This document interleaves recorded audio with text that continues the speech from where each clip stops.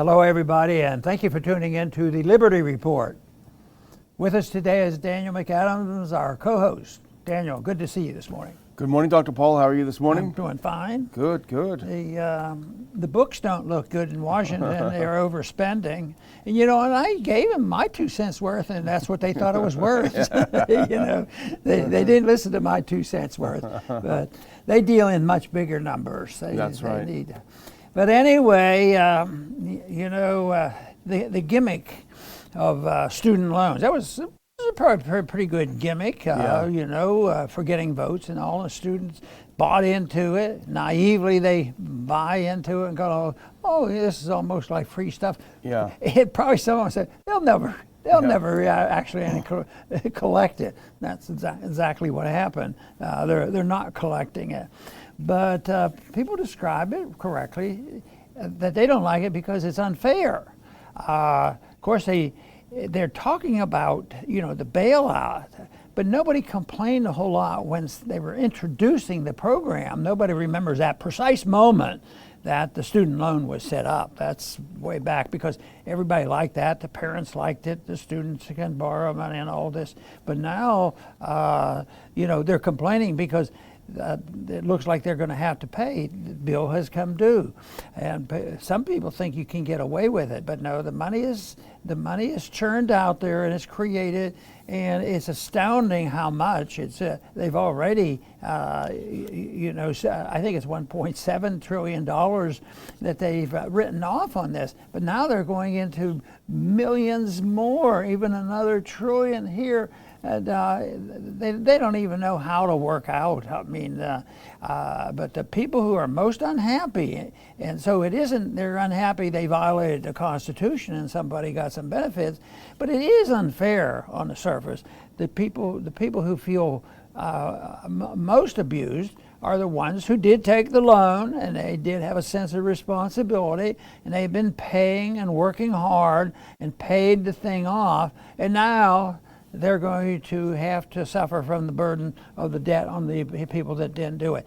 So, but that's not an exception to the rule. That's the way it always works. It's just that it's become apparent this time, and you can see the people who have suffered. And I've always argued over the years about, any type of help to school. Why should somebody who didn't get to go to college, and I mentioned this when I was in medical school, I thought, why? Because they said, do you know that your cost is really not, you're not paying for your whole cost of your medical education. That's just a token, but you have to pay some of it. But who pays for it? People who don't become doctors, and they don't have a degree, and then there's the others who borrowed the money. And it was a program set up where they talk about the government debt, but they're not talking a whole lot about the bank benefits, because the banks were the ones that operated. They got the cash, and they'll be the ones that get bailed out. They claim there was no bailouts, but that was probably really protection for the banks, because the individual wasn't allowed to declare bankruptcy, but the government can declare bankruptcy. And of course, there's for me, it's simple. We shouldn't be doing that kind of stuff. Jonathan Turley, has a good article trying to explain how and why this is a bad idea. We can actually put that up. He was actually on Fox News talking about it earlier, and he makes the point that Democrats are praising Biden for circumventing Congress. And this massive student loan, quote unquote, forgiveness that the Biden is doing. And this is, I thought, maybe I was not reading the Constitution right, Dr. Paul, but I thought that Congress is the one that appropriates money. Well, I guess there's some loophole that he found. It has to do with COVID that enables him to grab the money to pay for it. Now, there was a study done by the Wharton School, pretty well-respected school at Penn. Let's take a look at that. It was completed just a couple days ago, August 23rd. Forgiving student loans, budgetary costs, and distributional impact. And here's the essential part of it. If we can go to that next one. Here's the summary. We estimate that forgiving federal college student loan debt will cost between $300 billion and $980 billion over the 10-year budget window, depending on details. About 70% of debt relief accrues to borrowers in the top 60% of income distribution. Translated into English, a massive increase in inflation because of this another $1 trillion being spent, and the benefit to that will go disproportionately to those that have a higher income, i.e., it's welfare for the rich. Yes, and the tragedy is not too many people are going to learn any lessons from this. It was interesting to see that the financial advisor to Obama, it must be extreme, because he said, "Hey, what are we doing here?" And at least he suggests that this is overkill and shouldn't be done. Although he probably was there when they were selling these loans to the students. Yeah, well, and here's interesting. I saw this on Zero Hedge, and you saw it as well. You mentioned it as you were walking into the studio, but President Obama's head of his own economic advisors when he was president, even he thinks this is a crazy idea. Let's put up this tweet that he had on the issue, this next clip. Jason Furman was the head of the Council of Economic Advisors for President Obama. Pouring roughly $500 billion of gasoline on the inflationary fire that is already burning is reckless. Doing it while going well beyond one campaign promise, $10,000 of student loan relief, and breaking another, all proposals paid for, is even worse. That's got to hurt, Dr. Paul, coming from someone squarely in the Dem camp. It's got to hurt pretty bad. So, there was a joke going around a while ago, I think encapsulates it well, and I should have put the clip up, but I'll just read it. It's a kind of a meme that shows a plumber with a smile on his face, and it says, "Hardworking plumber looking forward to paying for his neighbor's gender studies degree." Right. And that's basically what this is all about. People like this Furman, they're interesting to think about, because it's easy for us to understand Austrian economics and the Constitution, because you don't do this kind of thing. There were no programs when I went to school, but it wasn't that expensive. I could have a part-time job and earn enough to pay the tuition. But then when the government gets involved with the inflation and all the prices go up, then you have to have more government.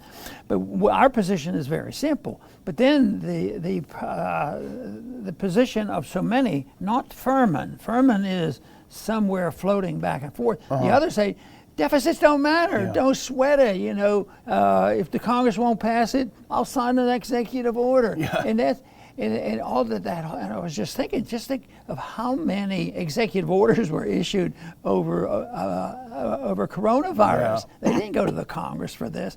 But here's a person that sort of is in the middle of this, because we didn't. I don't think he has I don't want to make this a personal at all, but when it was happening, if he was in the Obama administration, they weren't trying to explain why this is risky business. Yeah. This could go to spending too much and contribute to the deficit. But I guess there's a benefit to people like this, because if they're over and they're Marxists, and you point out this is chaotic, good. Yeah.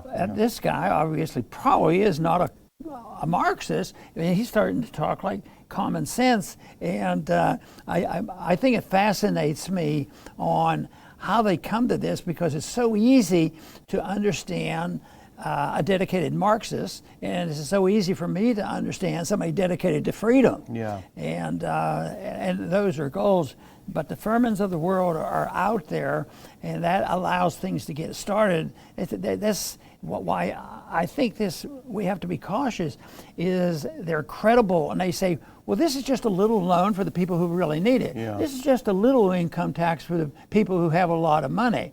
And I think people don't see this, but it's 100% of the principle of the thing that the government can do this. And that principle led to this tragedy right now. We of course welcome a statement like this. Maybe it'll wake up a few other people, and he's moving in the right direction. So is okay with me. It always reminds me of the saying that you always say, if you subsidize something, you'll get more of it. Yeah. And I think we can look at the fact that we've subsidized student loans. We talked about this last week, I think it was, that there's in the Inflation Reduction Act, there's a $7,500 subsidy for people who buy electric trucks. And then the news came out a day later that the price of trucks went up $8,500. So you're going to see this subsidize the cost of an education. Well, the university is just going to raise its fees by that much more because it's essentially viewed as free money. And that's why you have all of these the people in higher education, not the professors, but the administrators making $200,000, $300,000, $400,000, $500,000. But I had something, I didn't make a clip of it, but I saw it after I sent the clips in. But a great editorial from the Wall Street Journal. I'm going to read a little part of it because I think it really does a great job. He says, worse than the cost is the moral hazard and awful precedent this sets. Those who will pay for this write-off are the tens of millions of Americans who didn't go to college or repaid their debt or skimped and saved to pay for college or chose lower-cost schools to avoid a debt trap. This is a college graduate bailout paid for by plumbers and FedEx drivers. He also said, colleges will capitalize by raising tuition to capture the write-off windfall. A White House fact sheet hilariously says that colleges, quote, will have an obligation to keep prices reasonable and ensure borrowers get value for their investment, not debt they cannot afford, end quote. And the Wall Street Journal concludes, only a fool could believe colleges will do this. That's pretty good for the Wall stuff. Street Journal. Yeah, pretty good stuff. Right.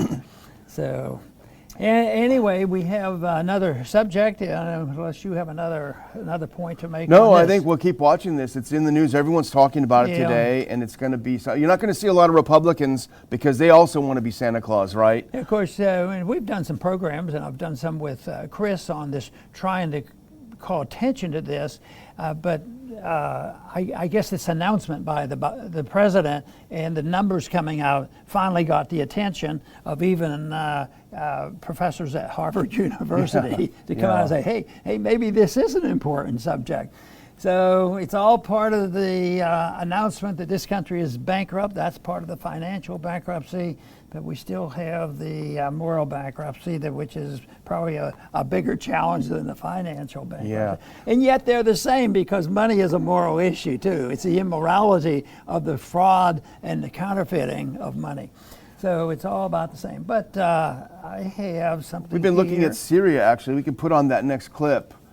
Because we've been watching it. Yesterday we were wondering if we should talk about it. We said, let's wait a little bit and see what happens. Well, it's heating up more.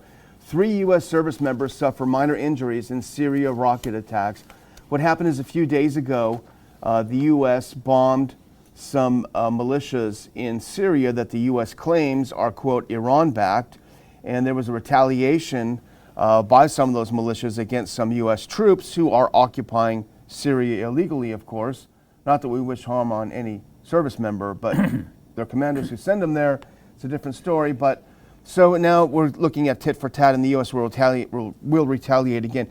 While everyone is focusing on Ukraine and things at home, the situation in Syria is heating up, and it's just a reminder for people who have probably forgotten that the U.S. military is still occupying a good chunk of Syria, a country that never attacked us, never threatened us, couldn't threaten or attack us even if it wanted to. We just decided that we're going to go ahead and grab some of that country and stick around. I wonder why they wanted the eastern part. I think that's where the oil. That's where the oil is. And, it's interesting that this is happening too because some people say, well, this is good because they're all trained. It's the Iranians that we have to deal with because they're very much involved in Syria too.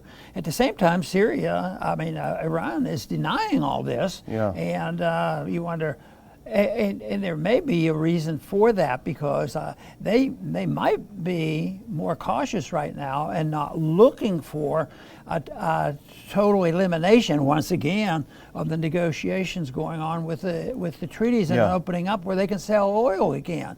So I think that's a possibility, but we have to have an excuse for going in there and bombing.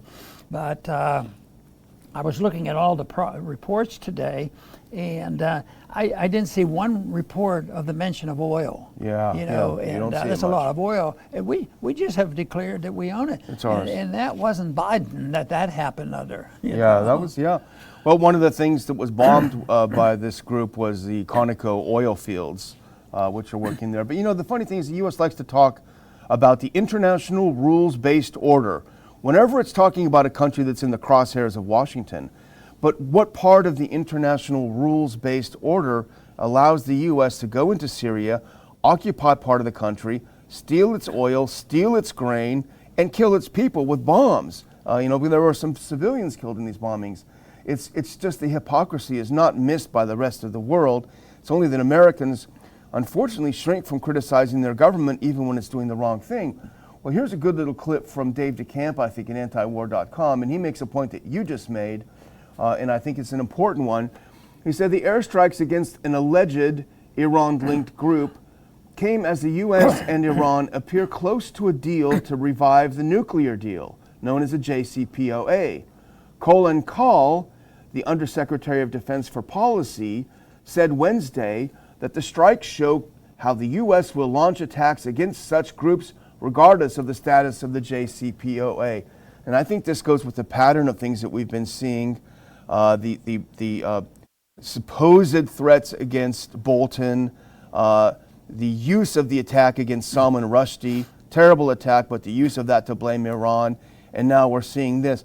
I think still, I said I was a little bit conspiratorial, but I think there is certainly a group that does not want the Iran deal to be back on the table, and so a lot of these things are happening to scuttle that. Before this recent bombing, we were visiting, you and I, and I made the point that you know that what we have to do though is talk about Syria.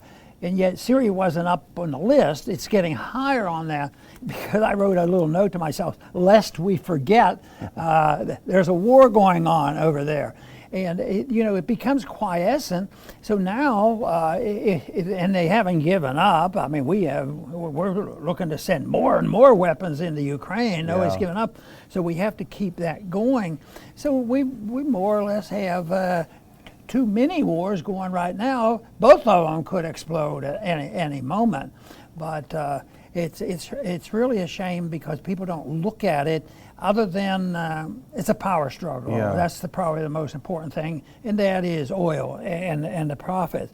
But they never look at what we're doing. And you mentioned, why are we over there? What are we doing in there? It's a moral issue.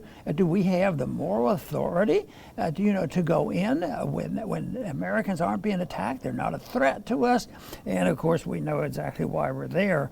And also, they don't deal with the issue, that old-fashioned issue. There's something, a document. We have an original document in Washington. It's called a Constitution. that makes you a little bit weird. That's anachronistic. I've been told that. I learned that when I was in Congress. Exactly. But then there's the pragmatic thing.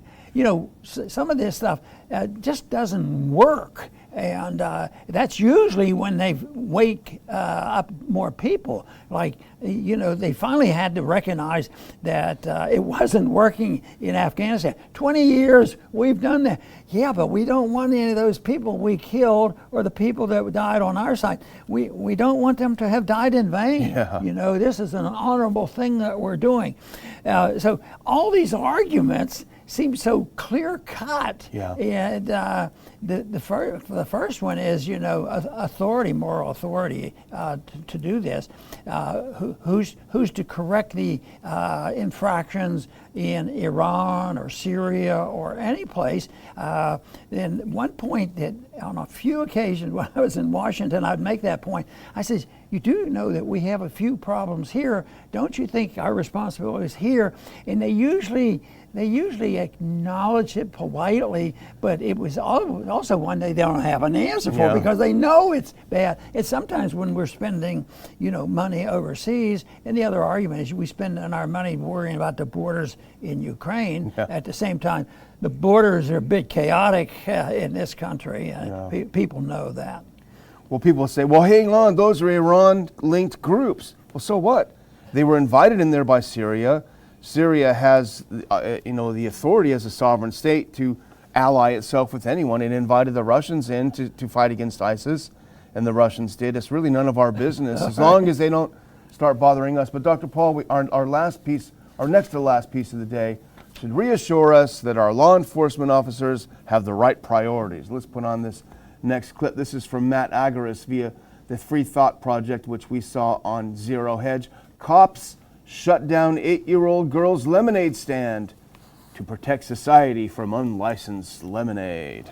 This is a win for strong law and order enforcement, and of course, I'd like to see more of it, but I'd like to see more law and order against the national police forces, which are several, IRS and FBI and CIA, and stand up against their illegalities. But now we have the local police going in because Ohio has a law that says you can't do it. Even if you have just a lemonade stand, you have to have a ticket. You have to have your permit. For 5 days, and it'll cost you $40. Well, this 8-year-old, I don't think she was going to make $40 in that length of time, so they've canceled that out.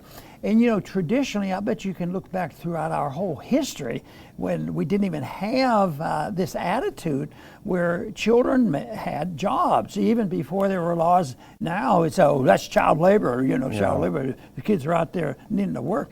But in the majority of the years of my lifetime, that was always permissible, and we did it, everything, how are we going to make a couple dollars? And we didn't think for a minute that, maybe the government's going to give us a bonus or something like that. But it is rather sad. The ending turned out not so bad. The policemen were very sad that they had to do this. And the parents, were reasonable too. A lot of those parents would have been angrier. They said, well, that is the law and that is the position, and it's what they have to do. But the police felt so guilty that when they left, they gave her $20. But that won't correct the infractions of the system. That's it. So they gave her $20, and she opened up her stand again, and the police decided there was so much public pressure, so the public did this, attitudes did this, the sentiment did this, and they didn't dare go back there and lock that kid up and say, you've disobeyed our orders. We're going to put you in jail tonight. What a shame. But anyway, that is the good news story. I was going to say, sorry, I didn't mean to interrupt you. It really worked out. But we've had stories like this over the years. You've seen people get locked down and because they have a stand, and trying to be, and it's such a good learning experiment to do that. There's a little kid over in Clute that has a little lemonade stand, and I drive by there occasionally, and I always wish I would have had some money, some cash to buy a lemonade from this kid. He probably has a swipe, right? A credit card. So we have one more little one. Here's another outrage of the week. This one doesn't have a pleasant ending to this one, like the 8-year-old. California DA admits 70% of suspects released in a particular county that they studied, released on zero bail, committed new crimes. The law says you can't charge bail. And did you know it didn't work out so well? What a shock. I mean, the statistics are horrible. When over 70% of the people released under mandated a zero bail purchase policy go on to commit additional crimes, violent offenses such as robbery, murder. I mean, that is so sick. And the people, go along with this. And I keep thinking, if the opposition, and generally, I really believe on big issues like foreign policy and Federal Reserve, the parties work together because the deep state has total control of them. But in this kind of stuff, I think you can point to where are the most people living on the street and using the streets as a bathroom. Yeah. In the cities that are progressive, they're cultural Marxists, and you're not allowed to punish anybody if they're destroying your property and they break in. You can't. You arrest them and you don't have to charge them bail. But what if you use violence and you stop one? Yeah. You're liable to be in big trouble. I No mean, bail. that's the whole thing. Yeah. So this is a bad story, and I think that the only way that's going to be solved is the people who disapprove, and there are more and more. That's the good part of the story.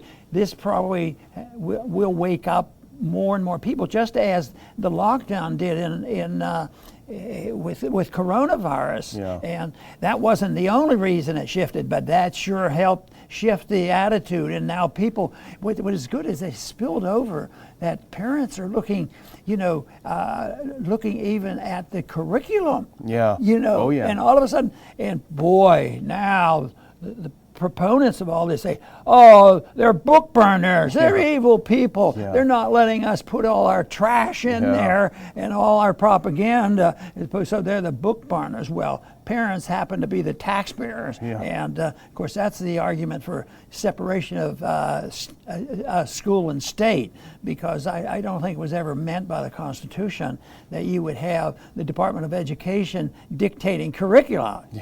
So anyway, that's not good. The good part is wake up people. Maybe they'll decide, and they've already had a few decisions where the people who like all this stuff have lost their seat in the Congress and different places. But the people have to wake up. The sentiment is very important. And the sentiment helped our 8-year-old. So let's have more sentiment for the positive things and let the people take care of themselves. Absolutely. Well, let's skip over that and just put on that last clip. A reminder as we move toward the deadline, if we can put up that last one, the conference September 3rd, Westin Washington Dulles Airport, weaponizing the woke armed forces for use at home and abroad. That's the title of Colonel Doug McGregor's talk that he's going to give there. I just got the title from him yesterday. There's a lot of stuff about the woke military and what the danger is. I can't think of anyone better to talk about it than Colonel McGregor. You've seen him on Fox News. You've seen him on Tucker Carlson. You see him around. This is going to be a great speech. There's going to be a lot of great speeches there. You won't want to miss them. I will include a link in the description here to get your tickets and join us in Washington, D.C. just over a week from now for our 6th Washington Conference. Very good. And I'm looking forward to it. But this whole issue of sort of undermining the principles of a military. I have my strong opinion about the military for defense, but not for what we do, not for defending an empire and having troops spread around the world and getting involved in no-win wars. That's just plain evil, and it's going to be probably one of the major reasons why we're facing this financial crisis by spending all this money, because we hear about all this spending and all the waste just in this recent year, not even a year. What have we done in Ukraine? Billions of dollars, and only 30% of it even end up getting in the area where it's supposed to be, but it certainly didn't do anything to bring about peace, this sort of thing. So and this woke stuff in there, it's going to even weaken it more. So under the circumstances, it's a mixed deal. Well, they're not doing the right thing anyway. Why do we have to have a really efficient army? But what if the only principle and the purpose of a military is defend us? Then you want people, smaller numbers can do it, private individuals can do it, home defense can do it, all kinds of things you can do under these circumstances. But wokeism in the military, about the easiest way for me to describe it, it's just plain stupid. And hopefully it will change. And I hope we can participate in the changing of this. And that's why we're having this conference in the very near future. But I do want to thank everybody for tuning in today to the Liberty Report. Please come back soon.